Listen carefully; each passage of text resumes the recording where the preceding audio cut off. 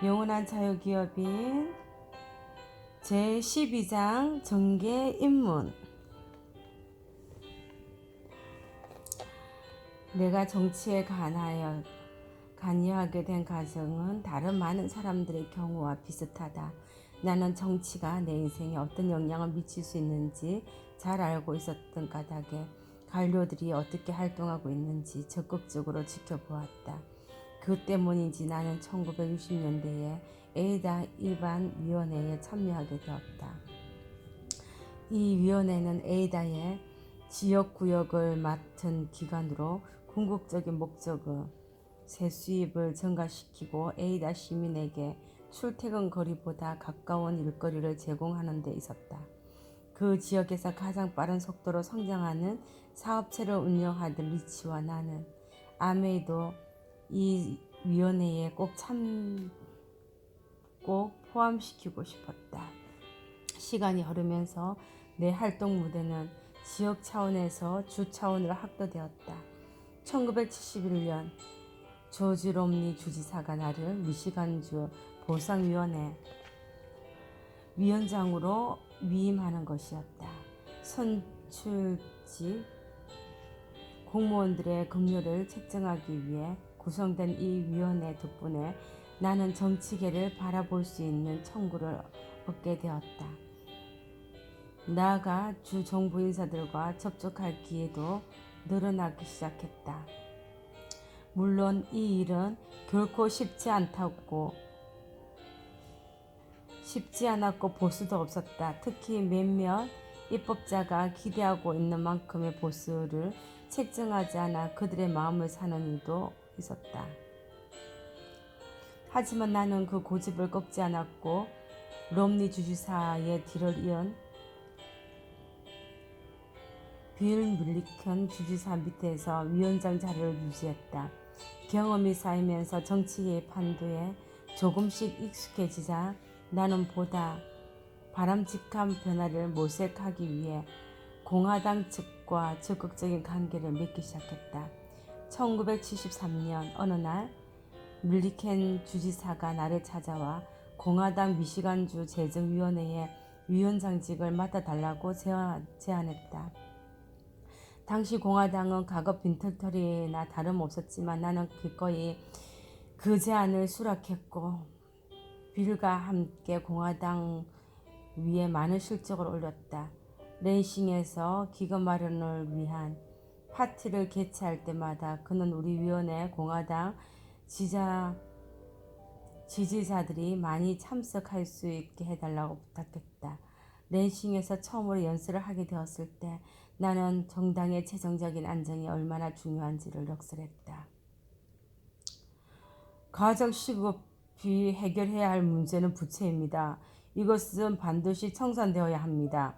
우리는 빚 없는 정당이 되어야 합니다. 재정 상태가 엉망진창인 정당을 국민이 어떻게 신뢰하겠습니까? 많은 후원자들의 도움을 받아 공화당은 불과 1년 만에 100만 달러에 달하는 빚을 모두 청산하고 오히려 100만 달러의 여유 자금을 보유하게 되었다. 나는 정당 기금을 통해 많은 공화당 위원인을 후원했다. 처음에는 고향이 미시간 주변에 시작했지만 나중에는 전국적인 차원으로 영역을 넓혀 나갔다.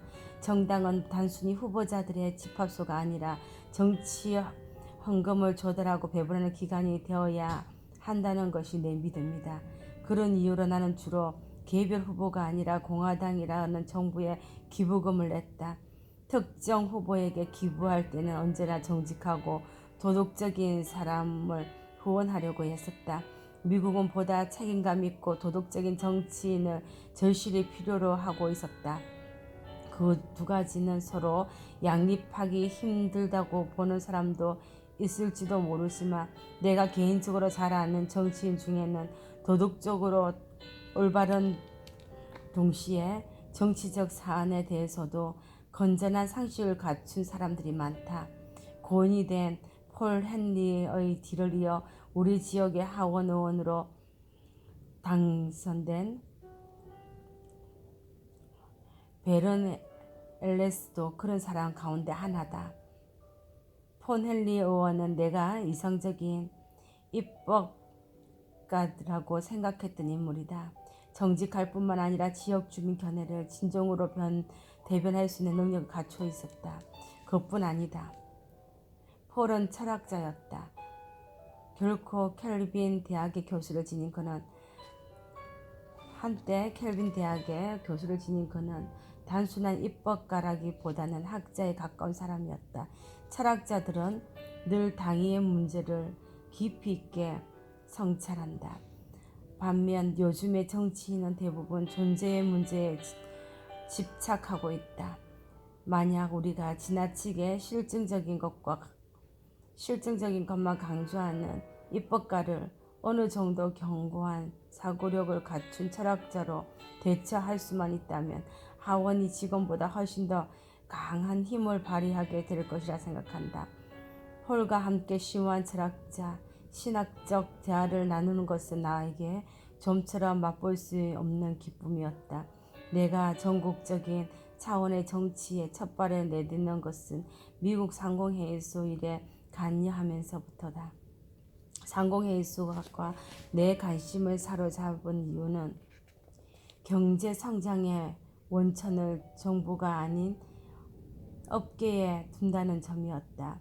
1960년대에 주 단위에서 상공회의소 일을 시작한 나는 1970년 미시간주 상공회의소 이사장으로 선출됐다. 이때부터 전미 상공회의소 관계자들이 나를 주목하기 시작했고 1972년도에는 전국이사회의 일원으로 선임했고 그리고 전국이사회에서 7년 동안 재직한 뒤 나는 이사장으로 선출되었다. 그때가 나에게 무척이나 흥미롭고 보람 있는 시기였다. 나는 전미 상공회의소 회장 자격으로 미국 전역을 돌며 연설하는 등 자유기업을 옹호하는 데 최선의 노력을 기울였다. 회장 임직이 끝난 뒤에도 계속 집행위원회 위원장을 역임하고 상공회의소 일에 적극 참여할 정도로 나는 그 일에 공을 세웠다. 미국 상공회의소는 이사의 임기에 제한을 두지 않기 때문에 나는 1985년 14년간의 임기를 모두 끝마치게 되었다. 이후 나는 다른 관심거리로 눈길을 돌렸다. 자유로운 비행. 내가 참여했던 인상적인 정치 조직 중 하나는 제임스타운 재단이다.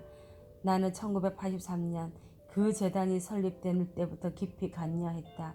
당시 미 국무성은 공산당에게 망명해온 인사들이 자신의 실력을 제대로 발휘할 수 있도록 배려하지 못하고 있었다. 탓에 KGB 첩보원이나 소비에트 군대의 소위 고위층 등 공산당에서 높은 지위를 누린 망명자들은 미국 정부에 대해 보고가 끝난 뒤 보잘것없이 일자리를 찾아 전전했다. 그들이 미국을 위해 크게 기여할 수 있을 거라고 확신한 우리는 걱정스럽지 않을 수가 없었다. 제임스타운 재단은 바로 그런 사람들이 미국 생활에 적응하도록 한편 자기의 장점을 최대한 발휘해 사회에 존경받을 수 있도록 도와주는 일을 하기 위해 설립되었다. 이 재단은 나에게 철의 장막에서 가려진 사람들의 삶을 들여다볼 수 있는 계기를 마련해 주었다.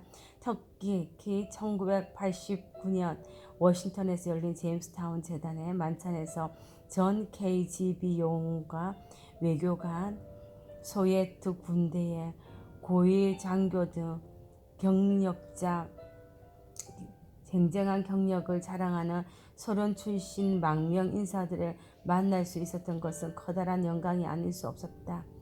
마침 딕 체니 국무장관과 망명자인 아르카니 세브첸코가 나와 같은 테이블에 앉아 있었다. 1978년 당시 세브첸코의 망명은 미국 사회에 커다란 영향을 불러일으켰다. 그는 국제연합 사무차장인 안드레이 그로미코의 개인 고문을 역임한 바 있는 거물급 인사급이었다. 그가 망명한 이후에 집필한 모스크바의 이별은 미국에서 베스트셀러가 되었던 것이다. 나는 만찬 연설을 통해 세보첸코 같은 망명객의 개인적인 희생과 그들이 우리에게 일깨워준 자유의 가치에 대해서 역설했다. 그들에게 용감한 몇몇 사람은 외부 세계의 삶을 맛볼 수도 있었겠지만 나머지 사람들은 소련밖의 이야기를 그저 소문으로만 들었을 것이다. 그들은 커다란 위험과 개인적인 아픔에도 불구하고 자유를 얻기 위해서라면 조국을 포기할 수도 있다는 확신에 찬 사람이었다. 철의 장막이 붕괴된 이후 제임스타운 재단은 예전에 공산권에 속해 있던 나라에서 현재 어떤 일이 벌어지고 있는지 알리는 일을 하고 있었다. 그들의 성장과 발전에 대한 최신 정보를 제공하고 미국인이 어디에 관심을 기울여야 하는지 자세히 알려주고 있는 것이다. 또한 나는 1983년 전국 미국 기금을 출범과 함께 그곳에 이사를 역임하는 기쁨을 누렸다. NED는 의회의 자금 지원으로 설립된 초당파적 기구로 민주주의를 위한 활동을 하는 전 세계 각종 단체를 재정적, 기술적으로 지원하는 것을 임무로 하고 있다. 이 기구는 비교적 적은 예산과 조용한 활동에도 불구하고 많은 단체에 결정적인 영향을 미치고 있다. 대표적으로 1988년 NED의 자금 지원으로 20만 명의 칠레 빈곤층이 투표에 꼭 참여한 필요할 증명사진을 마련해 투표에 참여하게 되었다. 그 결과 투표율이 크게 높아졌고 피노체트 독재 정권은 근소한 표 차이로 무너졌다. 뿐만 아니라 NED는 억압적인 체제를 변화시키기 위해 투쟁하는 단체를 지원하기 위해 복사기, 인쇄기 등 각종 장비와 소모품을 제공한다. 어떤 활동이 어떤 영향을 미치는지 정확하게 파악하기는 힘들지만 나는 각국의 빈체제 인사들이 커다란 위험을 무릅쓰고 NED의 복사기를 이용해 제작한 유인물을 길거리에서 배포하는 장면을 어렵지 않게 상상해 볼 수 있다. 특히 나는 NED의 활동이 1990년대 초반 세계적인 공산주의를 붕괴하는 데 큰 역할을 했다고 믿고 있다. 내가 NED와 인연을 맺게 된 계기는 미국 상공회의소 활동에 있었다. 상공회의소는 NED의 4대 핵심 지원단체 중 하나였고 나는 상공회의소 회장으로서 NED 이사회에 참여했다. NED의 첫 번째 조직 구성회의에서 재계와 노동계의 저명 인사들이 모였는데 그 중에서 미국 노동자 연맹 대표인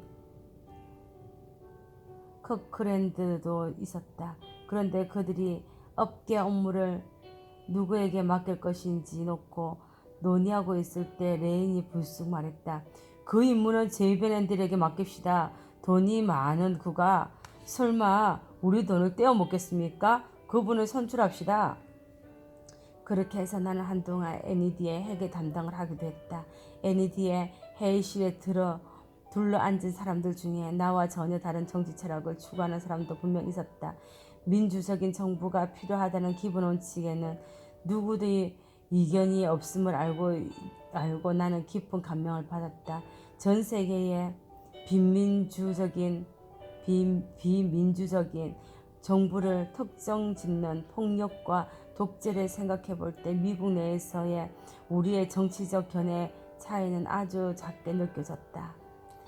정치의 위상. 나는 왜 그런 정치적인 활동에 참여해 필요성을 느끼고 있는가?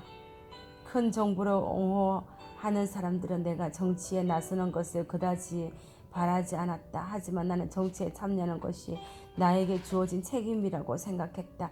어떤 형태든지 공인으로서의 역할을 수행할 수 있다고 믿었기 때문이다. 무엇보다 생존 자체를 위협받고 있는 미국의 냉엄한 현실이 나를 정치판으로 달려가게 만들었다. 나에게 그것은 종교적인 소명이기도 했다. 어떤 사람은 정치와 종교를 서로 융합될 수 없고 또 정치 자체가 들어온 것이라 믿음이 깊은 사람은 거기에 가담하면 안 된다고 주장하는 사람도 있었다. 하지만 나는 종교가 이미 정치 속에 깊이 내재되어 있다고 판단했다. 이는 정부가 하나의 종교처럼 절대적인 힘을 갖추고 있다는 의미이다. 만약 한 나라의 국민이 의식주를 모두 해결해주고 각종 자연재배로부터 보호해주며 교육을 지켜주는 전지전능한 정부를 요구한다면 그런 사람들에게 국가 자체가 곧 절대적인 존재라고 할 수 있다. 네덜란드계의 케빈파 출신이라는 배경 역시 내 활동에 큰 영향을 미쳤다. 프랑스의 신학자이자 제나바 지사를 지낸 존 켈빈은 모든 인간의 기본적으로 사악한 존재이기 때문에 반드시 그들을 억제할 행정기관이 있어야 한다 라고 믿는 인물이다. 수많은 정치인이 이런 생각에 별다른 이의를 제기하지 않는다. 오히려 그들은 그런 생각을 극단적으로 해석해 사람들이 자신이 사악하다고 믿는 행동을 하지 못하도록 억압하기 위해 수많은 관료가 필요하다고 판단한다. 중요한 것은 켈빈이 두 번째 가르침도 남겼다고는 사실이다. 켈빈은 행정기관이라는 것 역시 사악한 존재이므로 그 역시 억제하지 않으면 안 된다고 가르침을 설파했다. 많은 정치인이 이를 간과하지만 우리는 존 켈빈을 통해 정부의 기능과 역할이 제한된 작은 정부의 종교적 근원을 발견할 수 있다. 1900년 네덜란드에는 삶의 다른 모든 영역에서와 마찬가지로 정치에도 기독교적인 원칙이 적용되어야 한다고 믿는 수상이 있었다. 그는 바로 아브라함 가이퍼다. 가이퍼는 교회와 정부의 분리에 대해 학고부동한 신념이 있었고 정부는 신앞에 반드시 한정된 임무만 수행해야 한다고 입장을 고수했다. 모든 인간은 사악해지려는 성향이 있기 때문에 정부는 모든 방종과 불법 행위를 건절하고 악에 대항하는 선을 보호해야 할 필요가 있다는 것이 그의 믿음이었다. 가이퍼는 정부가 수행해야 할 지고지순의 임무는 흔들림 없는 정의를 지키는 일이다 라는 글을 남겼다. 나의 정부는 도덕적으로도 사람들의 삶 영역에서 어느 정도 벗어나 있어야 한다고 주장했다. 케빈주의의 입장에서 가족과 비즈니스, 과학, 예술 등은 모두 사회적인 영역이므로 그 존재가 국가에 귀속되지 않으며 그들의 삶의 법칙은 국가의 우월성으로부터 비롯되지 않는다. 그 밖에도 아브라함 가이퍼는 국가가 무제한적인 사법권을 갖는다는 생각을 단호히 부정하는 대신 국가는 타인의 간섭에 대해 개인의 각 영역에 보호해야 한다는 주장을 펼쳤다. 물론 가이퍼 영역별 개인주의 체제에서도 정부의 존재는 절대적으로 필요하지만 인간 활동의 특정한 영역은 국가의 간섭을 용납하지 않았다. 가이퍼의 결론은 명확했다. 국가가 모든 삶을 질식시키는 문어발이 되어서는 안 된다. 국가는 숲속의 다른 모든 나무와 함께 굳건하게 자신의 자리, 자신의 뿌리를 지켜야 하며 각자 신성한 자치제 속에서 독립적으로 성장해 가는 모든 형태의 생존에 대해 존경심을 간직해야 한다.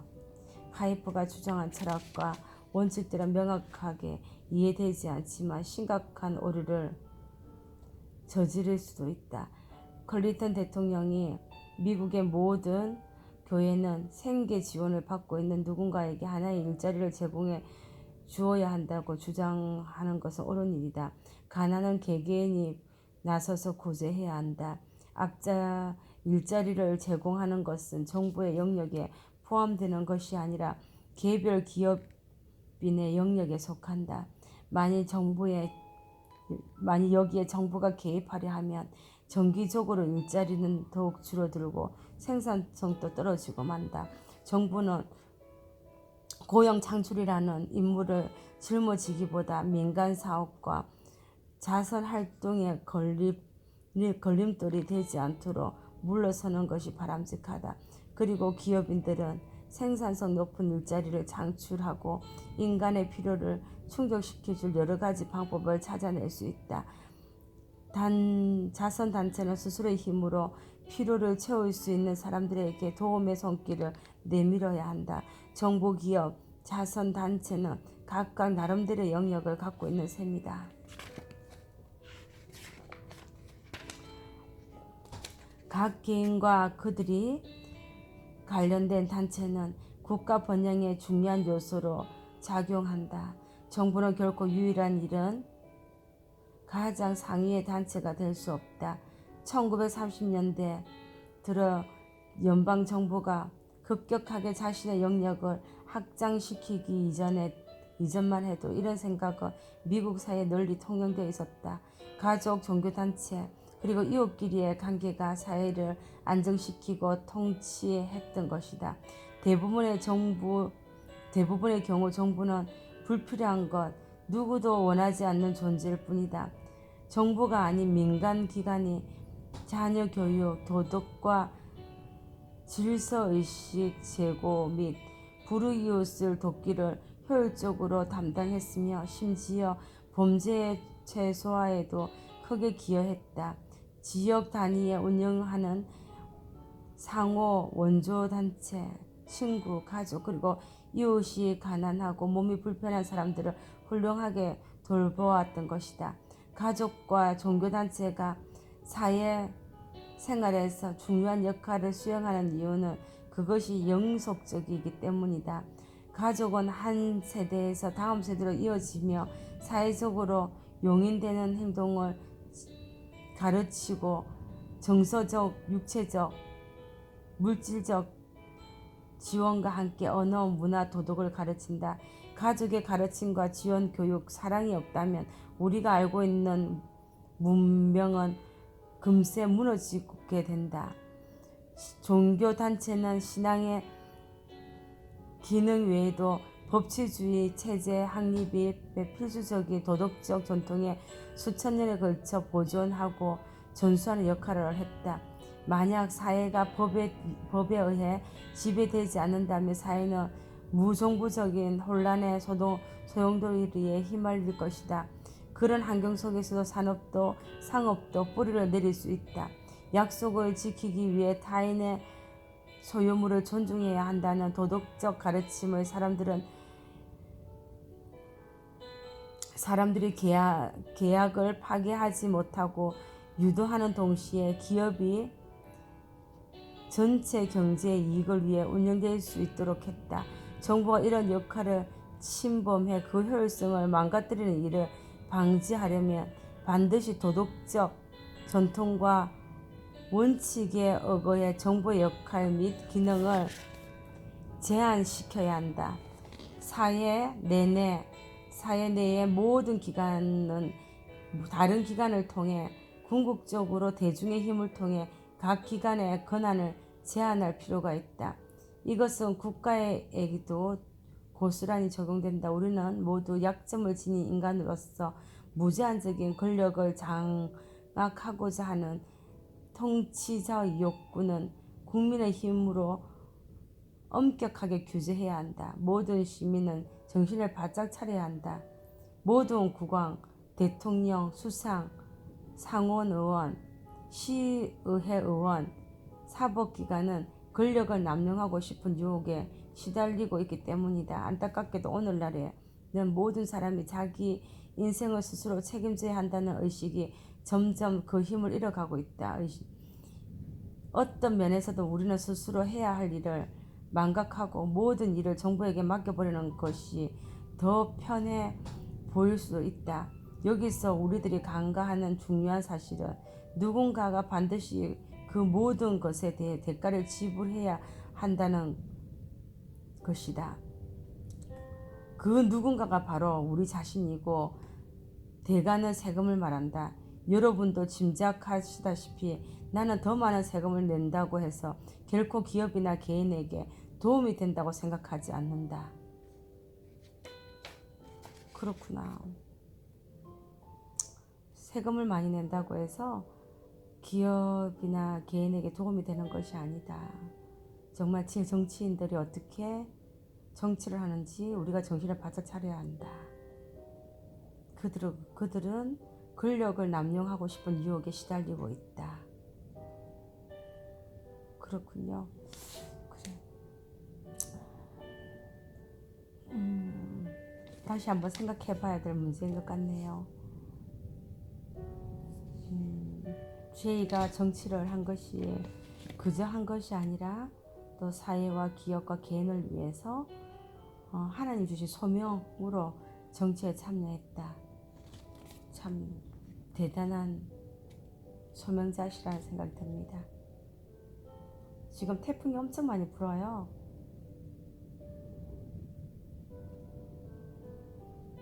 이렇게 태풍이 불고 나면 또 맑은 날도 오고 또 맑은 날이 오면 태풍도 또 불고, 그게 자연의 법칙이죠.